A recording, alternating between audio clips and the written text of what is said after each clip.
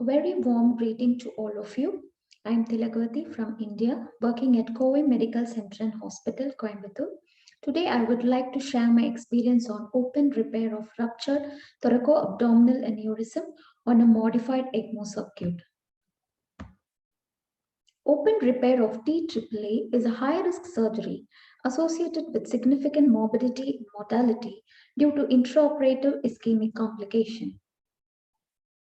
Thoracic aortic clamping and declamping causes proximal hypertension, distal organ ischemia, bleeding and coagulopathy, hypovolemic hypotension, and thromboembolic events.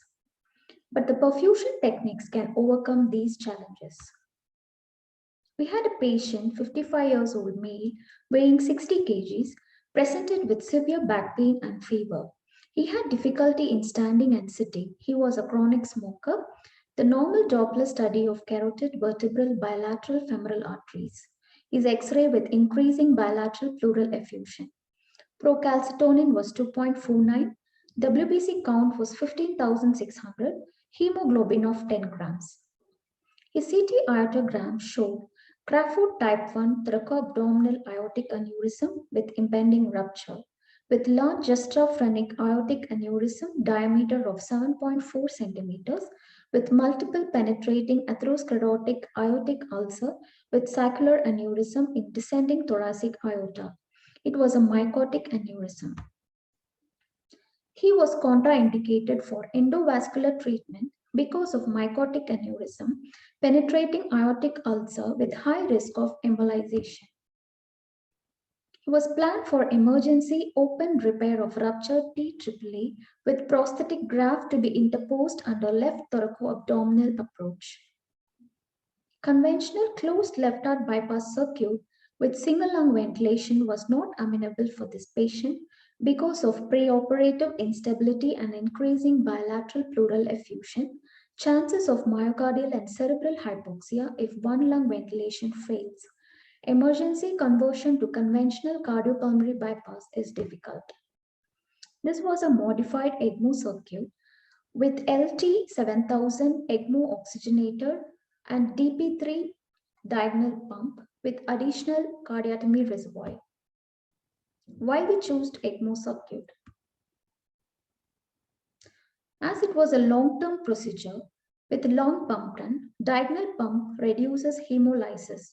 Biocompatibility of the rioparin coated circuit allows minimal heparinization and reduces inflammatory response. Provided systemic oxygenation with extracorporeal oxygenator, even if single lung ventilation fails to give pulmonary support. May provide postoperative ECMO support if required. Cardiotomy reservoirs serve for cell salvage as bleeding is expected. He was intubated with left double lumen endotracheal tube 37 French, right femoral and right radial pressure monitoring was done. Right lateral decubitus position, posterior lateral thoracotomy incision at 5th and 7th intercostal space. Systemic heparinization was done with 1 mg per kg. Mid-arch was cannulated with 20 French Medtronic EOPA arterial cannula. Left femoral artery with 18 French RMI femoral arterial cannula. Right femoral vein was cannulated with 27 French Medtronic Biomedicus femoral venous cannula.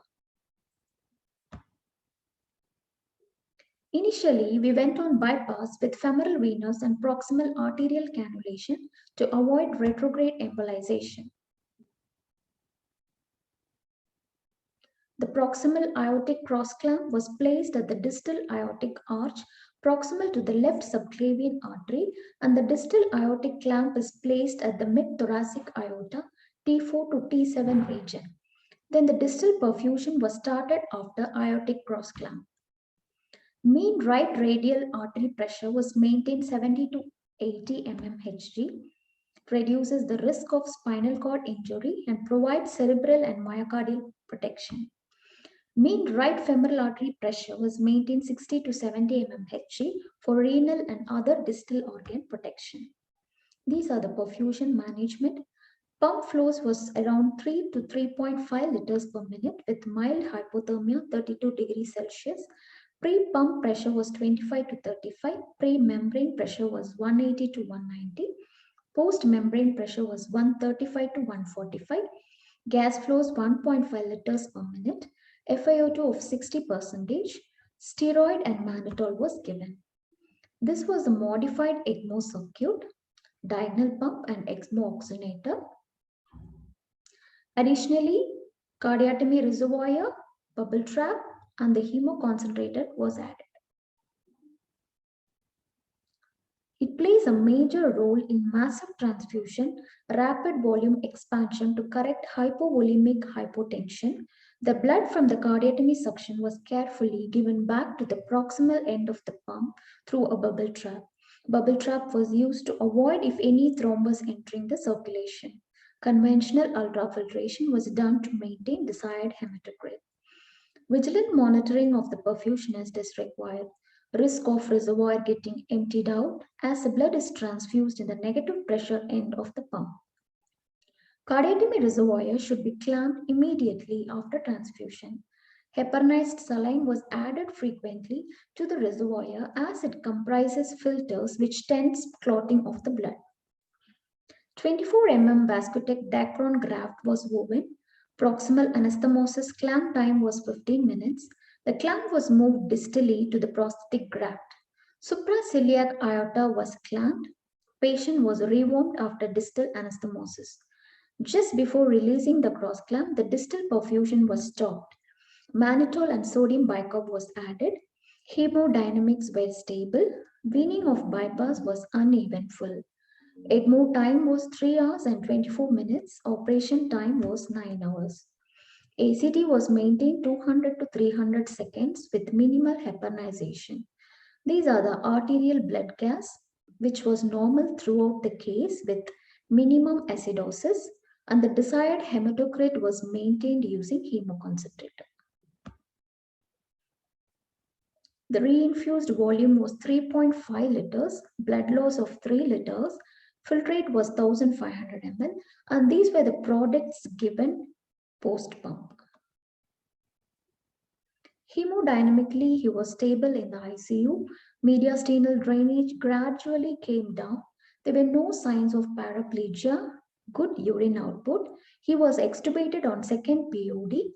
ICU stay was 3 days. Hospital stay was 9 days. With this, I conclude. A standard extracorporeal circuit can be modified accordingly to serve its purpose. It provided a safe alternative to make transfusion rapidly with the patient's own blood, thereby provided less hemodynamic perturbations with aortic clamping and unclamping. It reduced the need of allogenic blood transfusion intraoperatively, thereby reducing the transfusion-related lung injury. Although there may be advantages and disadvantages of the extracorporeal circuit, a vigilant role of the perfusionist is essential to conduct safe perfusion without any harmful events. Thank you.